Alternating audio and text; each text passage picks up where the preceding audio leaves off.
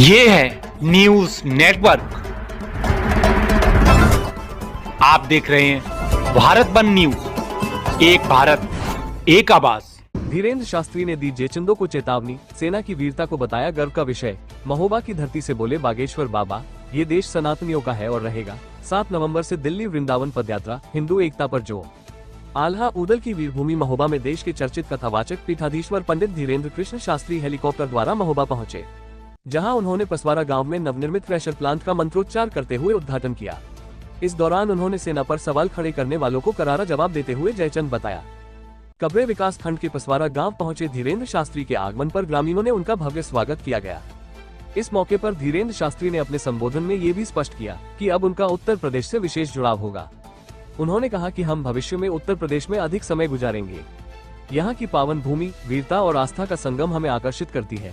उन्होंने बड़ी घोषणा करते हुए बताया कि आगामी 7 नवंबर से दिल्ली से वृंदावन तक एक विशाल पदयात्रा निकाली जाएगी, जिसका उद्देश्य पूरे भारत के हिंदुओं को एक मंच पर लाकर भगवान बांके बिहारी के श्री चरणों में समर्पित करना है। ये पदयात्रा अधिकतर यूपी से होकर गुजरेगी। उन्होंने कहा कि यह पदयात्रा केवल धार्मिक यात्रा नहीं होगी, बल्कि यह हिंदू जागरण और एकता का राष्ट्रव्यापी अभियान होगा। उन्होंने कहा कि हमारा लक्ष्य स्पष्ट है कि हिंदुओं को संगठित करना है और उनमें अलग जगाते हुए भारत को एक सशक्त हिंदू राष्ट्र के रूप में स्थापित करना है।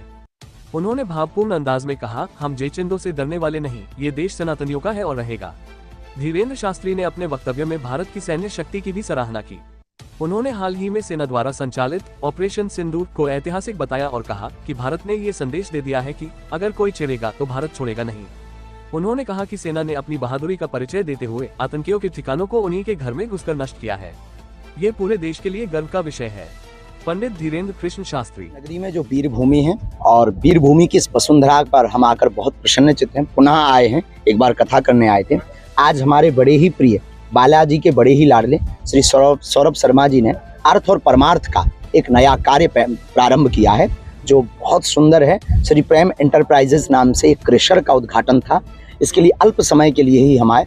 आने वाले कालांतर में यूपी में हम बहुत रहने वाले हैं। 7 नवंबर से लगातार पदयात्रा दिल्ली से वृंदावन तक करने वाले हैं, जो यूपी का बहुत क्षेत्र पड़ेगा और संपूर्ण भारत के हिंदुओं को एकजुट करके, एकत्रित करके श्री धाम बांके बिहारी के श्री चरणों में ध्वज को चढ़ाएंगे, हिंदुओं को एक करेंगे, हिंदुओं में अलग जगाएंगे और भारत को हिंदू राष्ट्र बनाने के लिए दृढ़ संकल्प है। महाराज, ऑपरेशन सिंदूर के सफल ऑपरेशन के बाद, जैसे कि जगत गुरु ने आशीर्वाद दिया था, आपने आशीर्वाद दिया था देश की सेना को, उसके बाद अपार सफलता मिलने, मगर तमाम राजनीतिक दल हैं सवाल उठा रहे हैं। किस नजर से देखते हैं देश में? देखिए, जयचंद हमेशा से इस भारत में रहे हैं और सवाल चलते ही रहते हैं, इसकी कोई थाह नहीं है। पर हम इतना कहेंगे, हमारी सेना के शौर्य बल ने, सैन्य शक्ति के शस्त्र बल ने घर में घुस करके मारा है। ऑपरेशन सिंदूर एक बहुत बड़ी उपलब्धि भारत की है और पूरे विश्व में एक नया मैसेज ये गया कि अगर आप छेड़ोगे तो छोड़ा नहीं जाएगा। Thank you. अगर आप ये वीडियो YouTube पर देख रहे हैं तो हमारा चैनल सब्सक्राइब कर लें और बेल आइकन का बटन दबाना ना भूलें। और अगर आप ये वीडियो Facebook पर देख रहे हैं तो हमारे पेज को लाइक जरूर करें।